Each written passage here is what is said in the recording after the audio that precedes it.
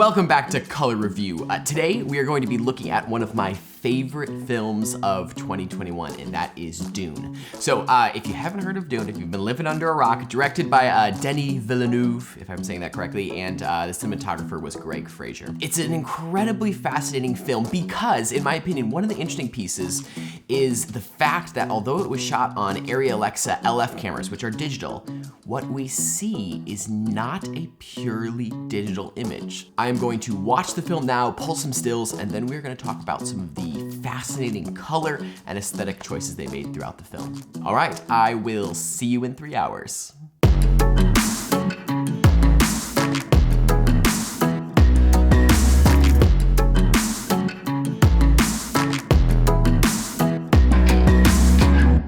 What a fascinating film. I'm so excited. Let's tab over to the computer, take a look at some of these frames. Welcome to the desk. Now, what we're gonna be looking at is how they contrasted two different worlds and then also interiors and exteriors. Now, if you've watched the film, you know that most of the story takes place on the desert planet of Arrakis, but that's not where the story for House Atreides starts. Their story actually starts on Caladan, which is this beautiful, lush, forest and watery planet. Now, what they do is they give this planet a wonderful blue and bluish green look to help us anchor in this world. So if we take a look at the highlights here, right, it's not pure white. They're leaning into some of those cool tones, and we can see the sky as well. These rocks in the background kind of appear to be neutral if we were to be there in real life, but once again, they're leaning toward the cool side. These highlights are just gorgeous. I love some of these trees and some of the cool green that we're getting. And then towards the shadow side, once again, it leans almost a navy. I know that's hard to see, but it's not quite black. It's more like navy, and we see that in the uniforms as well down here. Here's a close-up to show that same scene. We don't lose skin tone, but we still maintain a lot of these wonderfully cool tones to help us out.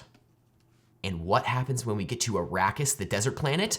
The blue tones are gone. We move right into this dusty beige desert aesthetic. This isn't a single toned image, right? There is still variation, like if we're seeing, we still have skin tones. The suits lean a little more, maybe just a touch green, a touch maybe silvery there, but we've dramatically shifted from the world of water and trees and vegetation and life to the desert world of Arrakis. Now, if we're trying to set up this world where the sun is just oppressively bright, how do we show that when we're going from inside to outside? Well, I'm glad you asked. One of the very purposeful choices made in the film was allowing all the interiors to feel incredibly dark and hidden. So if you look at this image here, so much of the set is hidden in darkness. Like there's characters in the background that are basically, I mean, they're just above black. And on this character here, right? I mean, the brightest we get is in his skin tone and then on the edge of his cloak. We are staying really dark. And this is also evidenced by another scene here. And I love this because how do we get good clarity when we are in very dark environments? And that is, give us good silhouettes to work with of the important information. So if you see here on this maid, right, although the scene is incredibly dark, we have this nice pool of light falling through the window to provide a good cutout of her silhouette so we understand what's happening with her, as well as the other character in the scene. Her skin tone stands out nicely from the background so we can still have a good understanding of what she is seeing and feeling. Now, if the interiors are so dark, what happens when we go outside? It allows us to just have this blast of light to just let you feel like the sun is so incredibly bright. Like, look at this. When we take a look at the sky, although it is not pure white, it definitely is that like slightly warmer white, you'll notice that there is no blue in the sky. And this was a purposeful artistic choice. They wanted to keep blue largely out of this universe to show the lack of moisture. And so much of the image falls into these desert tones here, right? They all feel like they're kind of a continuation of the same theme. By using the juxtaposition of just the dark interiors with the blinding light of the exteriors, it helps us create a beautifully harsh world. Now, I mentioned what you're seeing is not a purely digital image, and here's what I mean by that. During some of the initial camera tests, they originally thought they were gonna go with film, something like a 35mm. But as they were looking at the footage, it was feeling too grainy and nostalgic for them. So they tried some other options, maybe 65mm film. The problem with 65 though was it was gonna present a lot of obstacles for them during production in some of the harsh environments. So although it could have been possible, it felt like it might not have been worth it. So they landed on an interesting solution. Capture it digitally, do all your visual effects work and an overwhelming majority of your color grading, but then right at the end of the process, print it out onto film stock, scan it back, and do final color tweaks after that. Now, a lot of time when people capture film, we enjoy talking about some of the nice color aesthetics that film brings, but that actually wasn't the desire for this process here, to my understanding, listening to some of the interviews.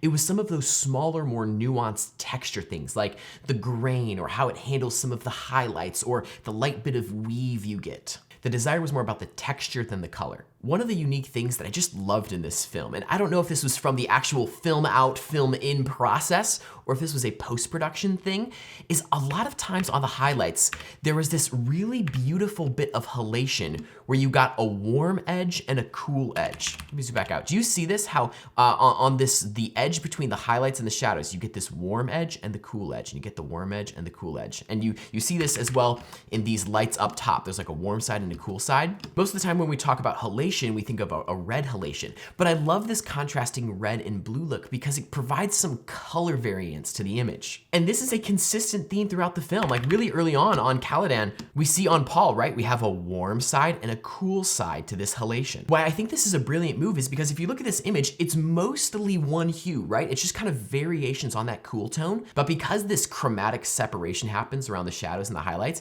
it gives us some nice color variance that otherwise would be absent from the image. Now, I'll let you in on a little mystery that Denny and Greg has kind of like subtly sent the audience on, and that is, they told us that there's one shot in the film which did not have the film out process, that they didn't do the print it to film and scan it back in. There's one shot that it was not on.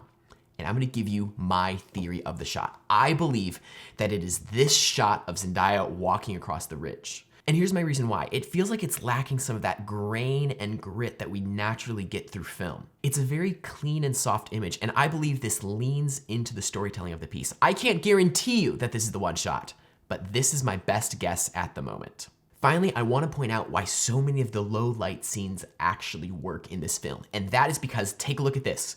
We maintain a strong silhouette of the character, even in low light, right? Like look at the brightest part of this scene. This is maybe what, like 20% brightness?